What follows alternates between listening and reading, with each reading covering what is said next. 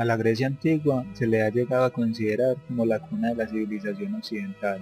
Sus ideales de belleza y arte, su filosofía, su literatura, entre otros muchos aportes, han servido de influencia para el desarrollo del lenguaje, la educación, la ciencia, las artes y la filosofía. Acompáñame en un viaje hacia las primeras fases de esta gran civilización.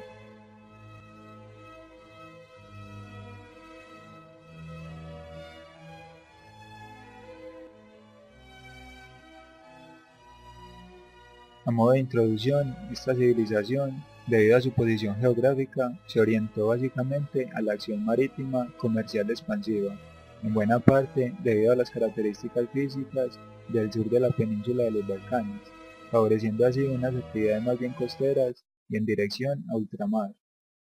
Existen varias clasificaciones sobre los periodos históricos de la antigua Grecia.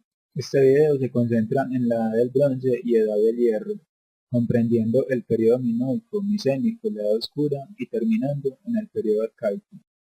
Como se puede observar, la Edad del Bronce contiene el periodo micénico, aunque antes de este periodo se pudiera incluir otro llamado periodo minoico, que va desde el 3000 al 1450 a.C. aproximadamente.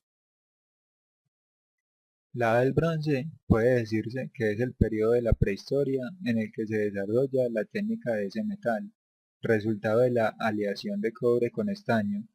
Generalmente, al bronce suele precederle una edad del cobre y seguirle una edad de hierro, pero esto no siempre fue así. Por tanto, la civilización minoica pertenece una parte a la edad del cobre y otra a la edad del bronce. Esta civilización aparece en la isla de Creta entre los años 2700 y 1400 a.C. Se acostumbra a usar como sinónimos de esta cultura prehelénica, cultura egea, cretense o minoana en honor a Minos. Sin embargo, según algunos historiadores como Gómez Espelosín, es solo a partir del siglo XVI a.C. que se tiene la seguridad de que se está ante una cultura que se puede calificar como griega, debido al hecho de que se sabe que sus gentes hablaban ya una forma de griego arcaico.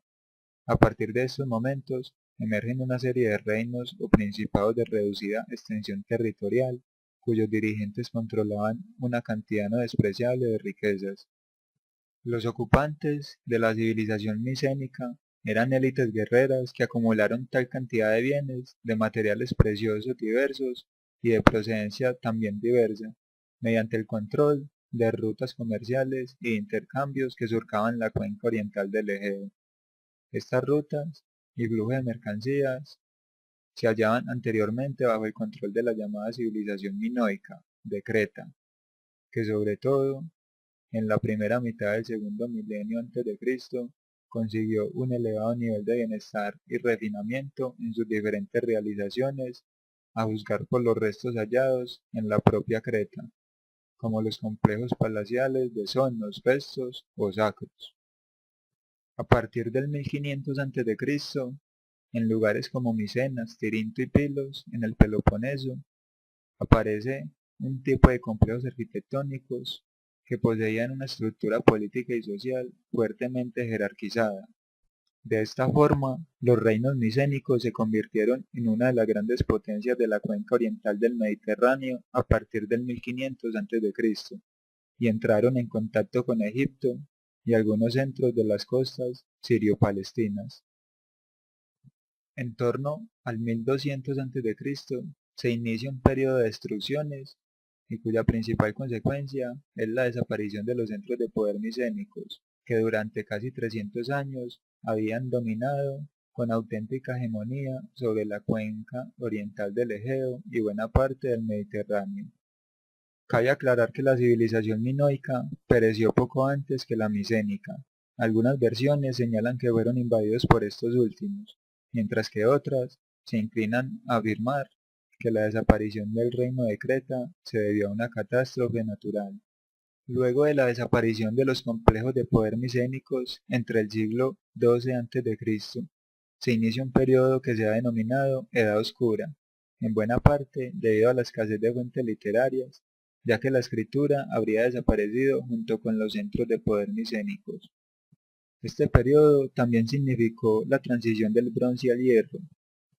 Sin embargo, algunas investigaciones y descubrimientos arqueológicos revelan una especie de continuismo con la civilización micénica, un cierto grado de prosperidad en determinadas comunidades y la temprana reanudación de las vías de comunicación con las regiones orientales de la cuenca mediterránea, que nunca llegaron a interrumpirse del todo, aunque también existieron descensos demográficos, masivas migraciones, determinando el establecimiento de poblaciones poco organizadas y espontáneas. Por ejemplo, los dorios ocuparon una gran parte del Peloponeso, Grecia central y Creta. Los jonios colonizaron la mayor parte de las Cícladas. Según el historiador Gómez Espelosín, en el siglo IX a.C. comienzan a presentarse algunos cambios espectaculares que se plasmarán en el siglo siguiente en el transcurso de la época arcaica. El crecimiento de los lugares de ocupación refleja aumento de la población. Empieza a percibirse una actividad religiosa a través de ofrendas que comienzan a aparecer en los grandes santuarios. Se construyen unos primeros templos y cobran enorme vitalidad las comunicaciones a larga distancia en el creciente contacto con los fenicios, lo cual articulará el trazado de las grandes rutas comerciales hacia Occidente y aportarán una contribución decisiva como el alfabeto a las nacientes comunidades griegas de esos momentos.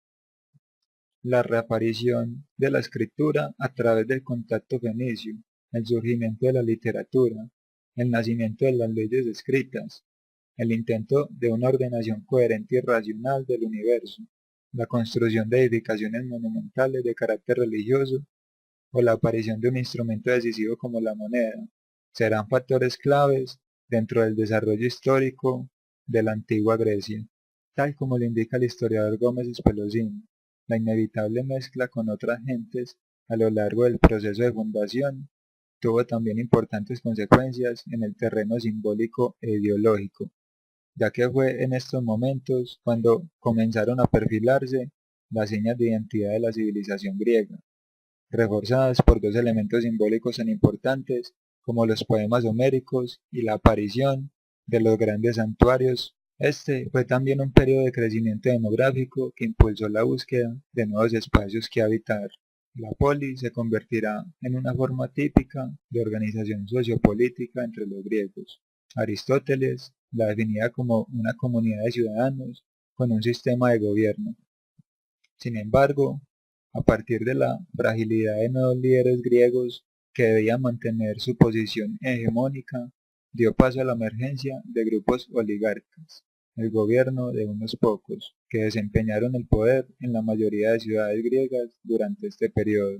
Un factor decisivo en los cambios del periodo arcaico fue la introducción de una nueva forma de combatir como la falange o plita, combate en la que primaba el mantenimiento del orden y disciplina de una fila de guerreros dispuesta en formación de 6 a 8 filas de profundidad, que basaba su fuerza en la contundencia del choque frontal contra las filas enemigas.